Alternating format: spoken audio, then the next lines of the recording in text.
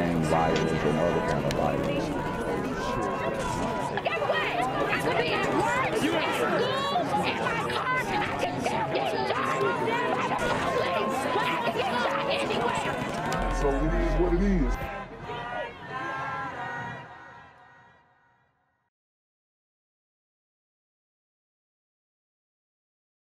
What's good, YouTube? It's a Black Gen Z Mindset. Make sure you go ahead and like, comment, share, subscribe.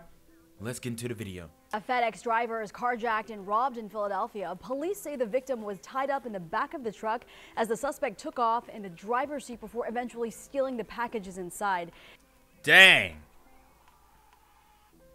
And I know we passed Christmas, but the Grinch, man, he don't stop. He does not sleep. Yeah, I mean, this is 365 now. This happened before noon today on the 4300 block of Tackawanna Street. And that's where we find Action News reporter Jillian Mealy, who's live in Northeast Philadelphia with those details. Jillian? And that's right, Christy. And just a short time ago, police did say they are calling this a carjacking and robbery. And they say while the victim was tied up, he was actually able to make a phone call to someone he works with, one of his managers. We had a chance to talk to him. Listen. The driver called me saying that he got held at gunpoint. Someone tried to steal a truck, and the guy went inside the truck with a gun, pointed at him. He fell in the back, and he said he was tied up. In surveillance video from the 1600 block of Wamrath Street in Frankfurt, you can see this FedEx truck coming to a rest in the middle of the block, and about a minute later, someone exits the truck and walks off. Wow, man. And see, obviously this is Super Gremlin on Demon Time activity. But this is why the FedEx don't even want to pull up. This is why we can't get pizzas delivered in certain neighborhoods. Because nowadays you don't even know. Like, I was at the homie's crib like a few days ago. We were trying to order Domino's. They wouldn't even come to the neighborhood, man. I was like, dang, it's like that, bro? It's like that. Okay, so I don't know what it is. DoorDash, Uber. If you're driving, FedEx, UPS, USPS, y'all better be careful because the Super Gremlins are on demon time. FedEx delivery truck was making its stops along Tackawanna Street. Black male with a mask and a dark jacket and a handgun. A Pusheisty mask. Forced his way under the truck. He tied the driver up with his belt, drove the truck a few blocks down the street to approximately Wamrath Street, stole some packages and fled on foot. Chopper 6 was over the scene as the FedEx driver was able to walk out of the truck unharmed. That's pretty brazen, and it's... Yeah, no crap, that's pretty brazen. I mean, midday, robbing a FedEx driver. Y'all gonna have to get them some straps, bro. They gonna have to move around with them packages while they packing. We're thankful that the FedEx driver is uninjured, other than the trauma of being, robbed pointing a gun. And it's just another example of a crime that has happened in broad daylight on the streets of Philadelphia. Now, as of this moment, police don't have a whole lot of information to go off of, so they say if you have any information, they want to hear from you. We are live outside of Northeast Detectives. I'm Jillian Mealy, Channel 6 Action News. Rick. Jillian, thank you for that report. Stanton, Delaware. It was a disturbing discovery at a college campus in Stanton, Delaware. The body of a North Philadelphia woman who'd been missing for more than a month. Tonight, the investigation continues into her death and the possibility that she was the victim of foul play. Action News reporter Dan Cuellar has more. We was hoping for the best, but preparing for the worst. Relatives were in shock and dismay over the suspicious death of 59-year-old Kim Darlene Ezell. And guys, remember we did a story where a woman went missing after her roommate was killed, and the woman was found, and this is her. And I told you guys that women and children are not, they're not off limits anymore. I know there was this notion in the streets where women and children are off limits and we ain't doing it. You go through my channel, we all know that's BS. Okay? And it's disgraceful. But this is how the community is getting down. Okay? She had been missing since January 5th when relatives went to her home at 17th and Allegheny and found that her roommate, 78-year-old Stanley Lawton, had been shot dead and Ezell missing. We've been praying for the last 3 weeks. We know God is able. But late yesterday, police say Ezell's body was found in a vehicle in a fenced-in area in a rear lot at the Delaware Technical Community College, Stanton campus in Newark. That's crazy, man. That's wild. While the cause of death has not been determined, sources tell Action News a bullet was found near her body. It's kind of like closure, but not closure. It's kind of a relief, but not a relief. Earlier, Philadelphia police had charged 30-year-old William Hurd of the 3000 block of North 20th with the murder of Ezell's roommate. Relatives say Hurd is the son of the elderly couple that Ezell had been renting an apartment from. Wow.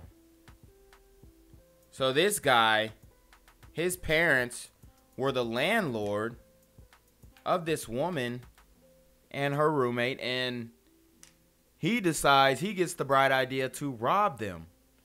Probably had intimate details about the building. And this is, you know, my dad used to always tell me, hey, keep your business to yourself, family business, all that, because these super gremlins will take intricate detail like that and use it against you, man. And it's heartbreaking. On West Allegheny, that in the days before her disappearance, he had been hassling her for rent money, but she was asking for a lease agreement on paper first. She was asking for a lease, and he wasn't bringing the lease, and he just kept saying, you know, you're going to give me money or I'm going to make you, and, you know, little threats like that. So it looks like he was trying to extort her because they didn't even have a lease agreement. I mean, do your paperwork, community. Do your paperwork. Write out the lease. Create the terms. If you have to, pay a lawyer. Like, stop. Oh, yeah, you can rent the place and then get them in there. Get your tenants in there. And then now you try to create a lease agreement on the back end. No, they need to sign, put down a deposit. We need to start doing things right because this is not it. And God forbid they were actually sending this boy to collect rent. But she didn't take it serious. Relatives say Ezell had worked over many years for a home health care service providing care for the elderly. She was a fun-loving, caring person. She took care of all of our children. We just asked the community to put their arms around the Ezell family because they need it right now.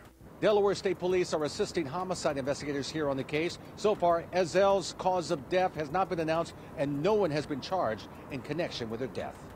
At police headquarters, I'm Dan Cuellar, Channel 6, Action News. Police are investigating 2 separate violent crimes in Subway. In one case, police say a man tried to rape a woman on board a train in Lower Manhattan.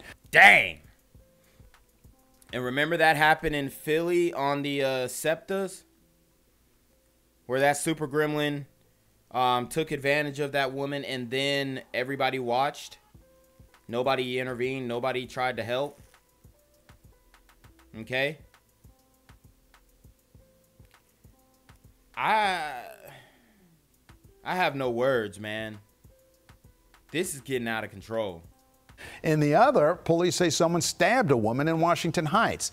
The news coming as the subway ridership is climbing back up, topping the 3 million mark for the first time since the start of the Omicron wave. Eyewitness News reporter Derek Waller has the story and spoke with a viewer who recognized the suspect in the attempted rape. 2 disturbing subway crimes at the opposite ends of Manhattan, including an attempted sexual assault that we first told you about on Eyewitness News this morning. Well, since that broadcast, a viewer told us she recognized the suspect. So when I saw the picture, I said, oh my God, to my colleagues, I see this guy every day at Parsons and Orange Stock. On the phone, Tawana Grant told me she sees this man, now wanted for an attempted rape, daily, riding the E train from Queens to her job in Manhattan. Wow, man. These dudes are on a different type of demon time. Like, this is next level demon time stuff. Okay? I told you guys about them peeping Aquarius it ain't no peeping Tom no more, all right? When you're dealing with these super gremlins. Okay? So these dudes are pushing the limit and just taking advantage of the lax security that are on these trains and or on these subways, and it keeps happening, bro. Every day you could do a story about the subway, man. And his picture showed up this morning. It's very alarming. It happened downtown. Police say the maskless man attempted to rape a 21-year-old woman on that Queens-bound E train Wednesday morning around 10:20 a.m., cornering the alleged victim as it pulled into Canal Street and placing his hand between the seat and her backside. She was able to escape. Then another scary incident overnight in Washington Heights. Transit cops on patrol inside the 181st Street 1 train station after a woman was stabbed in her forearm just after 12:30 a.m. Woo! Like I said, man, women and children are not off limits. Elderly, youthful. Super gremlins don't care anymore. The victim told police a man approached her and asked for the time. She ignored him, and that's when he stabbed her. The suspect fled the scene, generally described as a dark-skinned man wearing a camouflage shirt and black pants. That could be anybody. At least they gave us a description. Lord. Nervous riders tell me they've noticed a stepped-up police presence. I try to keep alert, you know, so I don't really feel that afraid, but I know some people do, like my brother. He's afraid. I told you guys. They don't feel scared. The brother feels scared, but he doesn't. And he should feel scared. Or some type of heightened awareness. He don't even come uptown. He lives in Brooklyn, so he don't even come and see us. And then there's the homeless issue. Grant tells me the man she recognized accused of that attempted rape is homeless. I don't know if it's a city issue. Is it the homeless advocates issue? Is it an MTA issue? Like, what is it going to take to get these people off the train? These dudes sleep on a train. This is a white glider, leftist, and sisters issue. And obviously, with that combination, it emboldens the super gremlin. So that's what it is. Now, can we move forward from that and figure out a way to address it? Maybe, if these sisters get on board, but the likelihood of that, slow. Rape is homeless. I don't know if it's a city issue. Is it the homeless advocates issue? Is it an MTA issue? Like, what is it going to take to get these people off the train? And back here in Washington Heights, the woman stabbed overnight was taken to the hospital, said to be in stable condition, but her attacker is still out there. All right, guys. So I also wanted to show you this story right here. And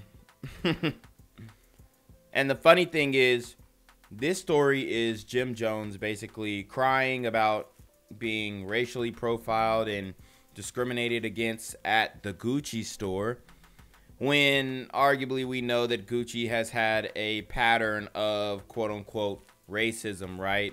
They did the blackface bodysuit and whatnot, and then they had some other thing going on.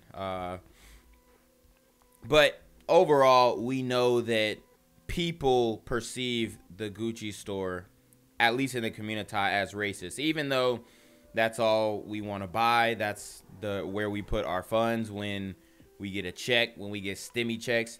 You've seen a lot of these dudes with the PPPs coming back with Gucci tracksuits, Gucci this, Gucci that, Gucci slippers, Gucci racks, you know what I mean?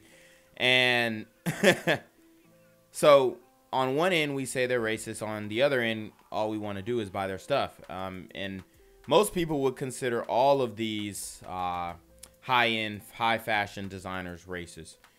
But nevertheless, Jim Jones decides to put his hard-earned dollar into a quote-unquote racist designer clothing brand.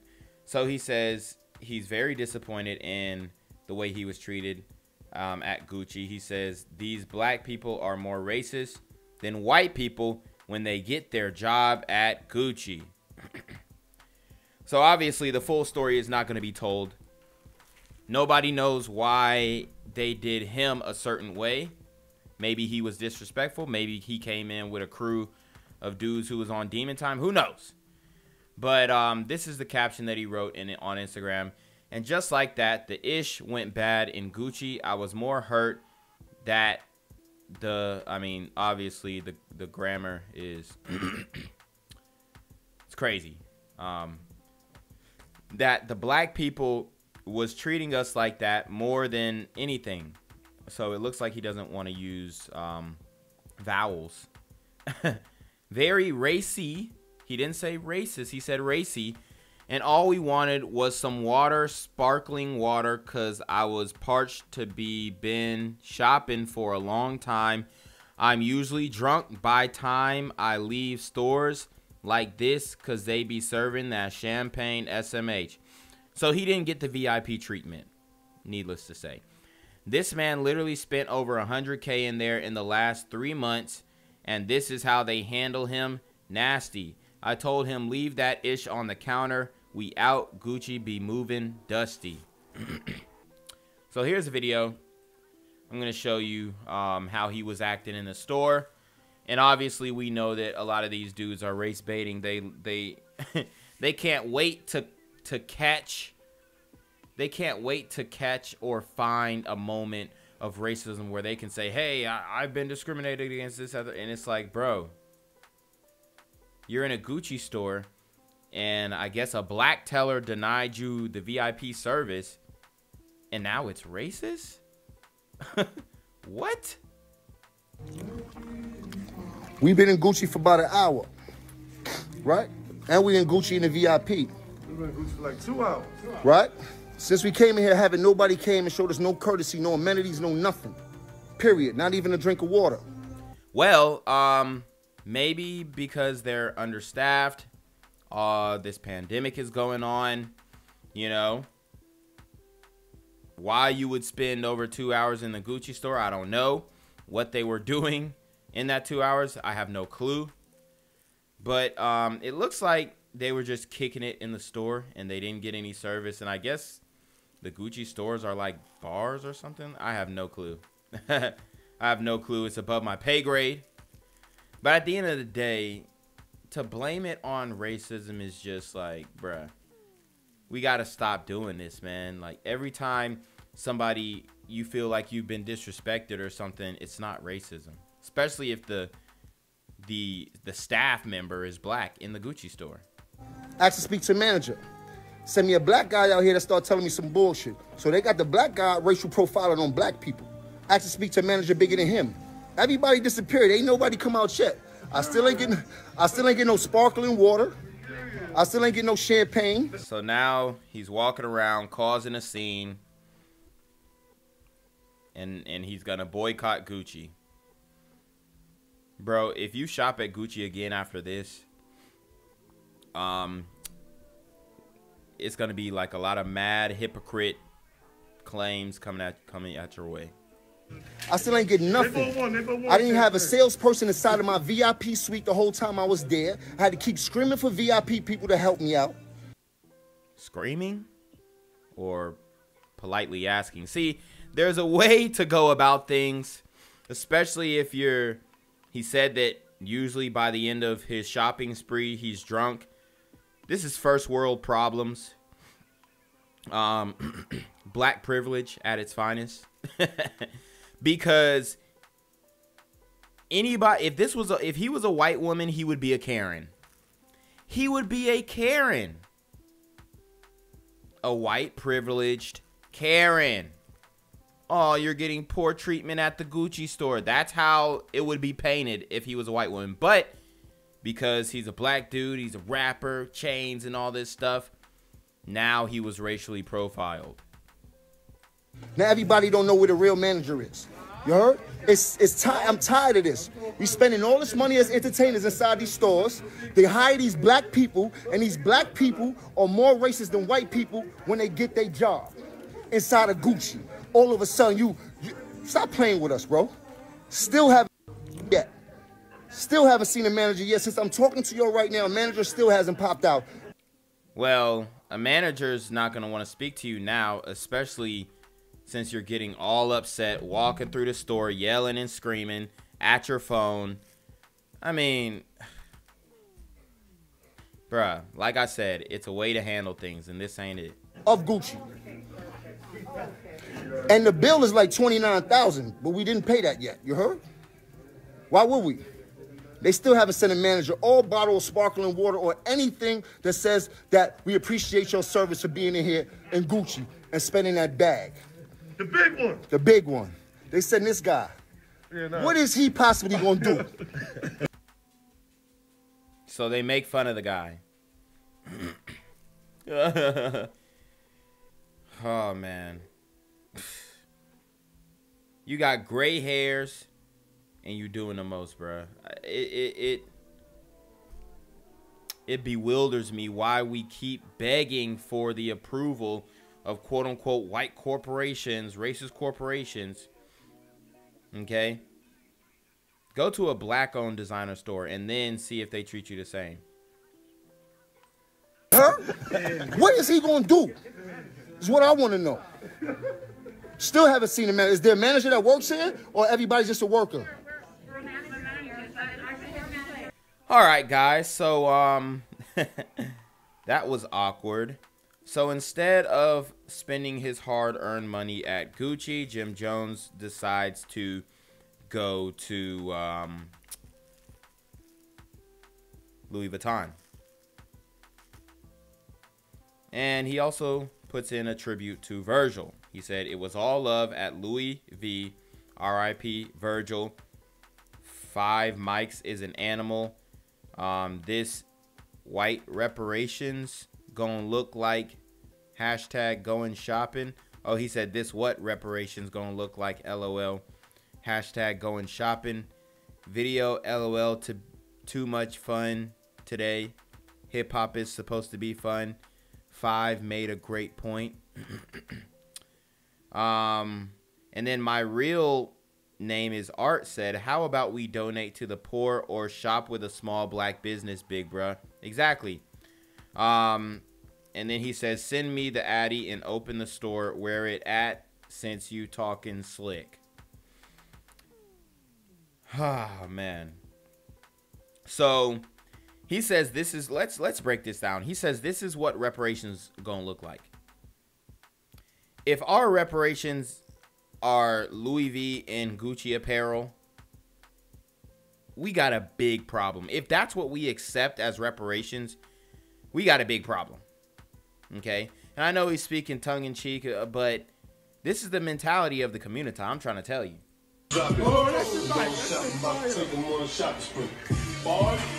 Big drop, it's a rap. Head strong beats, miles I have to ticket that. I call up Capo, pick the city, bet like Diplomat. Gucci man, I'm blowing like 100 rap. Gang violence and other kind of violence. Guess what? I could be at work, at school, in my car, and I can still get shot by the police. But I can get shot anywhere. So it is what it is.